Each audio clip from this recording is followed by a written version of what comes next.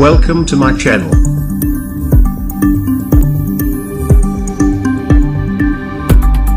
नमस्कार दोस्तों, मैं सुनील कुमार परिहार आपका अपने YouTube चैनल परिहार करंट अफेयर्स में बहुत बहुत स्वागत करता हूं। आज हम टॉप 18 क्वेश्चंस लेंगे जो 21 अप्रैल से 27 अप्रैल के बीच के हैं।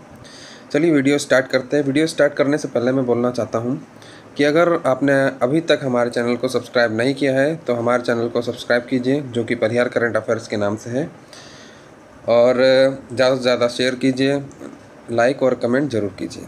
चलिए वीडियो स्टार्ट करते हैं। फर्स्ट क्वेश्चन, हाल ही में shuttling to the top the story of PV Sindhu book किसने लिखी? तो ये किनके द्वारा लिखी गई? तो ये लिखी गई है वी कृष्णास्वामी द्वारा। पीवी सिंधु का पूरा नाम है पुसरला वेंकट सिंधु, ये इनका पूरा नाम है। और इन्होंने ओलंपिक खेलों में विश्व चैम्पियनशिप, वर्ल्ड चैम्पियनशिप, एशियाई खेलों और राष्ट्रमंडल खेलों और एशियाई बैडमिंटन चैम्पियनशिप और एशियाई जूनियर बैडमिंटन चैम्पियनशिप में रजत पदक जीते हैं। चलिए नेक्स्ट क्वेश्चन देखते हैं। देश का पहला राज्य कौन सा है जिसमें कोरोना वायरस के एक भी मामले नहीं है? तो ये कौन सा राज्य है? ये है गोवा।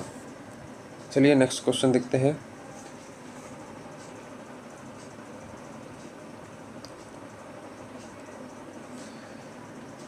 हाल ही में देश के किस राज्य में सामुदायिक रसोई को जियो टैग करने वाला पहला राज्य बन गया है? तो ये बन गया है उत्तर प्रदेश। उत्तर प्रदेश के 75 जिलों में अपने सामुदायिक रसोई और सामुदायिक आश्रयों को जियो टैग करने वाला देश का पहला राज्य बन गया है। 7,368 सामुदायिक रसोई द्वारा लगभग 12 लाख खाद्य पैकेट निर्मित किए जाते हैं और यूपी सरकार ने गूगल के साथ जियो टैग कम्युनिटी किचन में सहयोग किया है। किसके सहयोग से? तो गूगल के साथ साझेदारी करके यूपी सरकार ने यहाँ निर्माण किया है। चलिए नेक्स्ट क्वेश्चन देखते हैं। हाल ही में गार्टनर 2019 डिजिटल कार्यस्थल सर्वेक्षण के अनुसार दुनिया के सबसे डिजिटल रूप से कुशल देश कौन है? तो ये है भारत। इसके बाद है यूके, यूएसए। भारत के पास एक विशाल जनरल जेट वर्कफोर्स है जो कार्यस्थल में नए डिजिटल संचालित कौशल सीखने के इच्छुक है। सर्वेक्षण में पाया गया कि 27% से ज़्यादा कर्मचारी डिजिटल रूप से पूरी तरह दक्ष हो चुके हैं। चलिए नेक्स्ट क्वेश्चन देखते हैं। हाल ही में किस कंपनी ने प्लाज्मा बॉट लॉन्च किया है? तो ये किया है माइक्रोसॉफ्ट ने। और माइक्रोसॉफ्ट के संस्थापक कौन है? Bill Gates. उसके बाद देखते हैं प्लाज्मा बॉट क्या है। यह एक सेल्फ स्क्रीनिंग टूल है। इससे यह पता चलता है कि कोई व्यक्ति प्लाज्मा दान करने के लिए पात्र है या नहीं, क्योंकि इसमें एंटीबॉडी होते हैं और जिनका उपयोग कोविड-19 रोगियों के उपचार के लिए किया जा सकता है। यह है प्लाज्मा बॉट। चलिए नेक्स्ट क्वेश्चन देखते हैं। हाल ही में किस राज्य ने हेल्थ केयर ऐप आयु के सहयोग किया है? तो यह है राजस्थान सरकार ने। राजस्थान की राज्य सरकार ने स्टार्टअप मेड कार्ड्स द्वारा हेल्थ केयर ऐप आयु के साथ साझेदारी की है और इसका उद्देश्य राजस्थान के निवासियों को कोविड-19 महामारी से निपटने के प्रयास के रूप में 24 घंटे ऑनलाइन परामर्श व दवा डिस्ट्रीब्यूट करना है इस आयु के द्वारा। चलिए नेक्स्ट क्वेश्चन देखते हैं। हाल ही में कोविड-19 का तेज़ी से परीक्षण टेस्टिंग करने वाला राज्य कौन सा है? तो ये भी है राजस्थान। चलिए नेक्स्ट क्वेश्चन देखते हैं। हाल ही में किस मंत्रालय ने कोविड इंडिया सेवा पोर्टल लॉन्च किया है? तो किस मंत्रालय द्वारा किया है? तो ये किया है स्वास्थ्य और परिवार कल्याण मंत्रालय द्वारा। चलिए नेक्स्ट क्वेश्चन देखते हैं। हाल ही में राष्ट्रपति के सचिव के रूप में किसे नियुक्त किया गया है? तो ये किया गया है कपिल देव त्रिपाठी जी को। ये वर्तमान में सार्वजनिक उद्यम चयन बोर्ड के अध्यक्ष के रूप में कार्य करते हैं और नियुक्ति को कॉन्ट्रैक्ट के तहत कैबिनेट की नियुक्ति समिति द्वारा अनुमोदित किया गया है। चलिए नेक्स्ट क्वेश्चन देखते हैं। हाल ही में किस राज्य सरकार ने सुजलाम सुफलाम जल संचय अभियान शुरू किया है?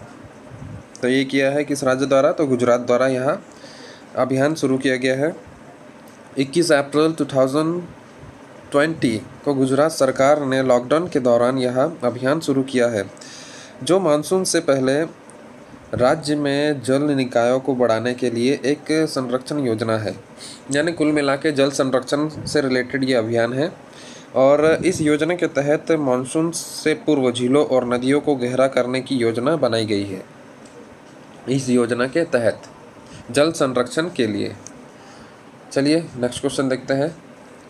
हाल ही में भारत का पहला mobile virology diagnostic and research laboratories कहाँ स्थापित की गई है?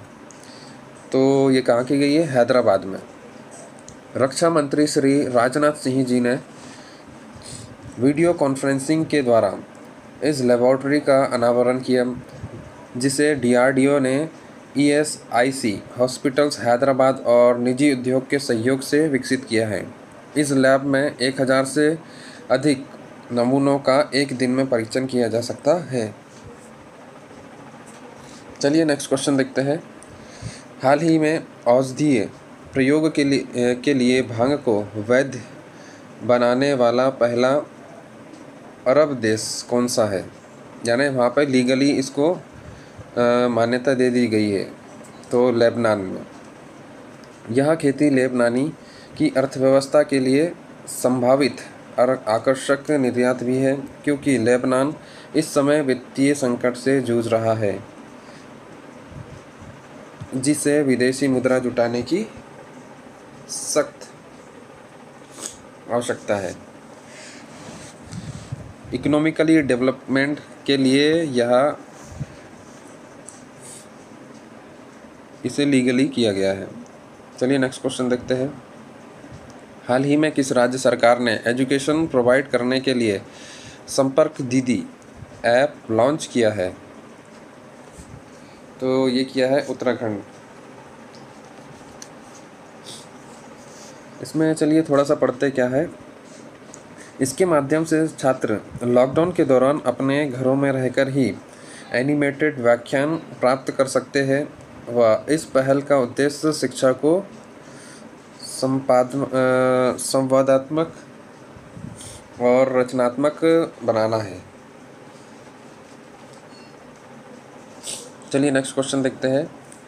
हाल ही में UNESCO the United Nation educational scientific and cultural organization द्वारा किस शहर को विश्व पुस्तक राजधानी 2020 के रूप में नामित किया गया है?